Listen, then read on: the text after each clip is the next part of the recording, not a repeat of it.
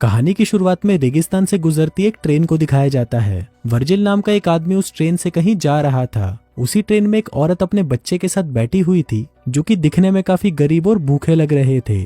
कुछ देर बाद ट्रेन एक जगह पर रुकती है और वर्जिल वहां से जाने से पहले उस औरत को अपना आधा ब्रेड दे देता है। वो जिस जगह पर रुका था वो जगह काफी सुनसान लग रही थी। वर्जिल ने आने से पहले एक गाड़ी बुक की थी, लेकिन वो गाड़ी अब तक वहां पर नहीं पहुंची थी। वर्जिल वहां मौजूद एक इकलौती दुकान में जाता है और दुकानदार से टॉयलेट के बारे में पूछता है। दुकानदार भी उसे अपनी लोकल लैंग्वेज में ही जवाब देता है। वर्जिल को उसने क्या कहा ये समझ में तो नहीं आता, लेकिन वो अंदाजा लगाकर उस दिशा में आगे बढ़ता है। किस्मत से आगे उसे एक टॉयलेट मिलता है। टॉयलेट अंदर से काफी खराब होता है, लेकिन और कोई ऑप्शन ना होने की वजह से वो वहीं बैठ जाता है। कुछ देर बाद वर्जिल की बुक की गई गाड़ी का ड्राइवर कीथ उसे आवाज लगाता है। अगले सीन में वर्जिल और कीथ को कंपाउंड नाम की जगह पर जाते हुए दिखाया जाता है। उन दोनों के बीच में गाड़ी के किराए को लेकर थोड़ी देर हे मूवी के चाहने वालों, हम आपके लिए लेकर आए हैं एक धमाका ऑफर।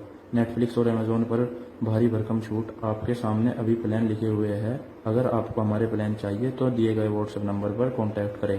नेटफ्लिक्स और अमेजोन जैसे किसी भी प्लेटफॉर्म के लिए संपर्क करें।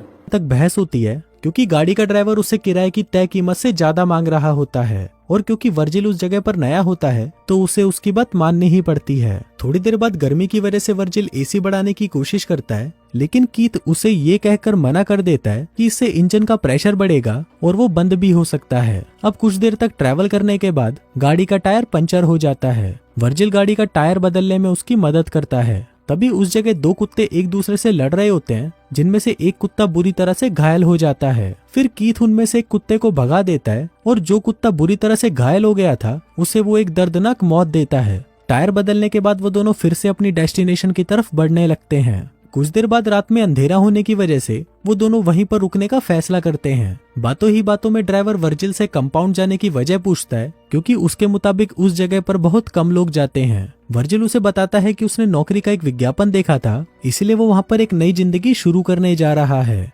अगली सुबह दोनों उस जगह से आगे बढ़ते हैं और इस बार गाड़ी वर्जिल चला रहा था और कीथ आराम कर रहा था। कीथ सो रहा था, इसलिए वर्जिल एसी की स्पीड बढ़ा देता है, लेकिन उससे गाड़ी के इंजन पर प्रेशर पड़ता है और गाड़ी बंद हो जाती है। फिर कीथ को वर्जिल की हरकत समझ आते ही वो वर्जिल को काफी खरी खोटी सुनाता है। फिर जब कीथ गाड़ी के इंजन को ठीक कर रहा होता है तब वर्जिल पास में ही टहल रहा होता है। तभी थोड़ी ही दूर उसे कुछ अजीब तरह का पत्थर दिखाई देता है। जब वो उसे पास जाकर देखता है तो उसे पत्थर नहीं बल्कि सोने जैसा है ये समझ आता है। वो तुरंत कीथ को आवाज लगाता है। कीथ बताता है कि अगर ये पत्थर जलाने के बाद काला पड़ा तो समझ जाना कि ये कोई सोना नहीं बल्कि सिर्फ एक पत्थर है। हालांकि उस पत्थर पर लाइटर से आग लगाने के बाद भी वो पत्थर अपना रंग नहीं बदलता, जिससे ये साफ हो जाता है कि वो सोना ही है। इसके बाद वो दोनों उस जगह सोने के पत्थर को बाहर निकालने के लिए वहां खुदाई करते हैं, लेकिन वो सोने का पत्थर काफी बड़ा होता है और साथ ही जमीन के काफी अंदर तक धंसा होता है। इस वजह से काफी मेहनत करने के बाद भी वो दोनों उसे हिला तक नहीं पाते।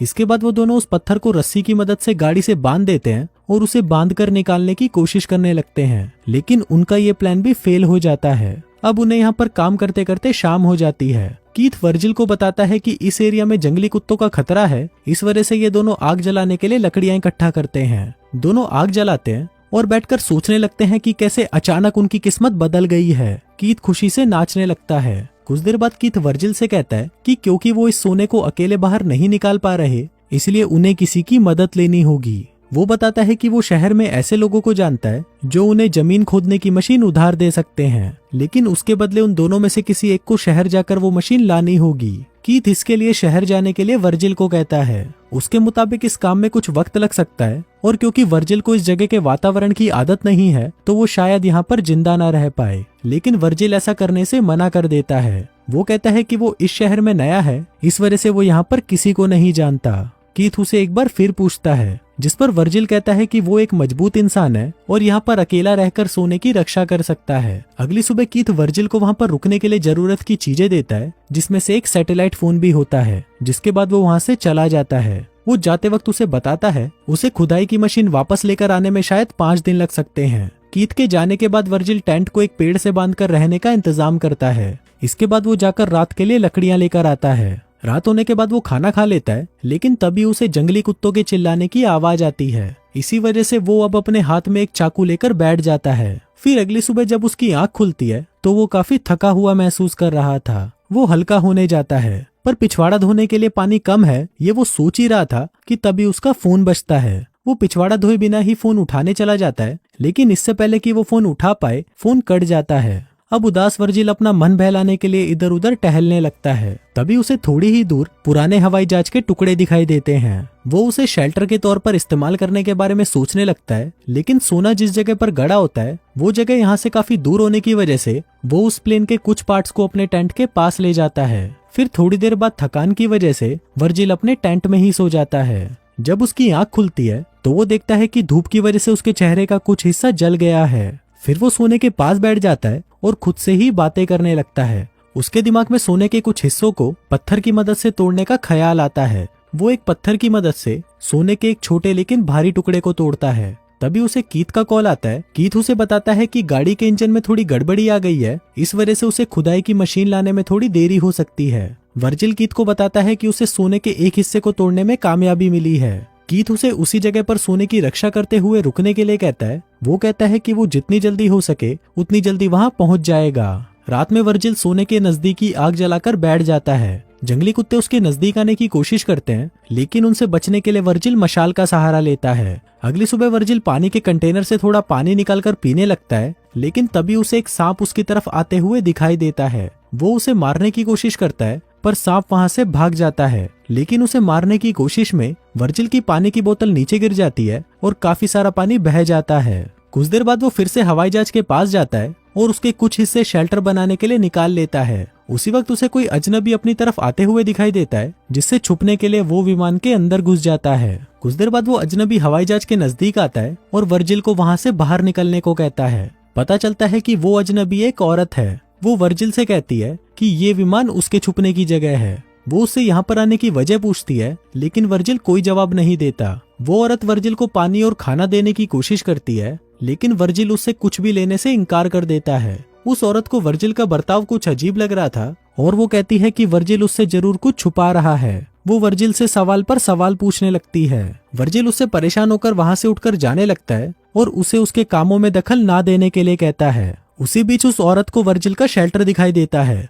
वो उसके शेल्टर को तोड़ने लगती है और उसे वहां से जाने के लिए कहती है। वर्जिल को उसकी इस हरकत से बहुत गुस्सा आता है और वो उसे वहीं पर जान से मार डालता है। इसके बाद वो उसके पास जो भी जरूरत की चीजें थी वो उन्हें अपने पास रख लेता है और उसके शरीर को पास ही दफना देता है। लेकिन कुछ देर बाद एक जंगली कुत्ता उसके शरीर को गड्ढे से निकालकर खाता हुआ नजर आता है। वर्जिल उसे वहां से भगाता है और उस औरत के शरीर को वहां से घसीटकर थोड़ा दूर लेकर आता है। इसके बाद वो उसके शरीर को जला देता है, लेकिन ये सब करते वक्त उसकी आंखों में आंसू आने लगते हैं। शायद थोड़ी देर के लिए उसके अंदर का इंसान जाग गया होगा। अगली सुबह फोन की आवाज से उसकी आंख खुलती है। कीथ उसे कहता है कि उसे खुदाई की मशीन मिल चुकी है, लेकिन उस मशीन का वजन ज्यादा होने की वजह से उसे आने में थोड़ा टाइम लगेगा। वर्जिल ये सुनकर रोने लगता है। कीथ उसका हौसला बढ़ाता है और उसे कुछ वक्त के लिए इंतजार करने को कहता है। फिर वर्जिल को उसके पास से एक ट्रक जाता हुआ दिखाई देता है, लेकिन सोने का लालच उसे वहां से जाने की परमिशन नहीं दे रहा था। वो रात के लिए कुछ लकड़ियां इकट्ठा करता है, लेकिन तभी उसे एक रेत का तूफान उसकी तरफ आता हुआ दिखाई देता है। वो उससे बचने के लिए अपने शेल्टर की तरफ भागने की कोशिश करता है,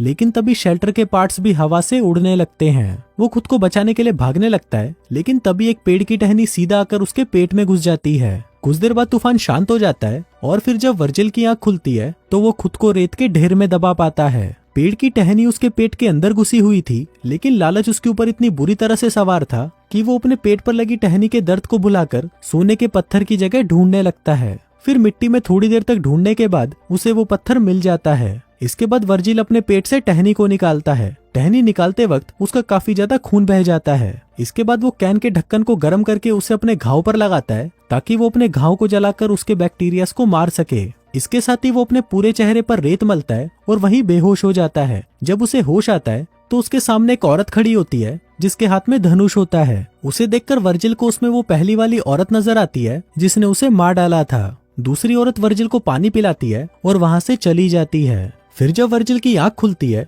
तो वो वहां पर उस औरत को ढूंढने लगता है। वर्जिल को लगता है कि उसे भ्रम हुआ होगा, पर तभी उसका फोन बजता है और कीथ वर्जिल से कहता है कि वो नजदीक ही है। कॉल करने के बाद वो औरत फिर से वर्जिल के पास आती है और उसकी तरफ मदद का हाथ बढ़ाती है, लेकिन लालच उस पर इस तरह से हावी हो चुका था कि वो सोने की जगह कहीं खो ना जाए, इसलिए वो उसे वहां से जाने के लिए बोलता है। जाने से पहले वो औरत उससे अपनी लापता बहन के बारे में पूछती है और ये वही औरत थी जिसे वर्जिल ने मारा था। अब वर्जिल चुप रहता है। फिर कुछ देर बाद कई सारे जंगली कुत्ते उसे घेर लेते हैं। वो तुरंत कीथ को कॉल करता है और उसे जल्दी आने को कहता है। कीथ उसे कहता है कि वो बस पहुंचने ही वाला है, लेकिन वर्जिल उससे जल्दी आने की भीख मांगकर रोने लगता है। लेकिन फिर अगले ही सीन में हमें पता चलता है कि कीथ उसके नजदीक ही बैठा उस पर नजर रखे हुए था। अब थोड़ी ही देर में वो जंगली कुत्ते उसे नोच नोच कर खाने लगते हैं, लेकिन वर्जिल अभी भी सिर्फ उस सोने की तरफ ही देखता जा रहा था। कीथ भी ये सब देख रहा होता है। जंगली कुत्तों के वर्जिल को मारने के बाद वो अपने ट्रक के साथ वहां आता है और हम देखते हैं कि उसके ट्रक के पीछे खुदाई की मशीन भी होती है। वो वर्जिल की लाश को देखता है और कुछ लेने के लिए गाड़ी के अंदर जाता है, लेकिन जैसे ही वो वापस मुड़ता है एक तीर आकर सीधा उसकी छाती पर लगता है। कीथ मरने से पहले उसे किसने मारा ये देखने की कोशिश करता है, लेकिन उसे वहां पर कोई दिखाई नहीं देता। हम देखते हैं कि ये तीर उसी औरत ने चलाया था जो अपनी बहन को ढूंढते हुए वर्जिल के पास आई थी। उसे वर्जिल की हरकतें देखकर उस पर शक हो गया था और वो दूर से उस पर नजर रखे हुए थी। इसी वजह से उसे वहां पर गड़े सोने के बारे में भी पता चल गया और उसने मौका देखकर आखिर में कीथ को भी मार डाला। और इसी के साथ ही ये कहानी यहीं खत्म हो जाती है।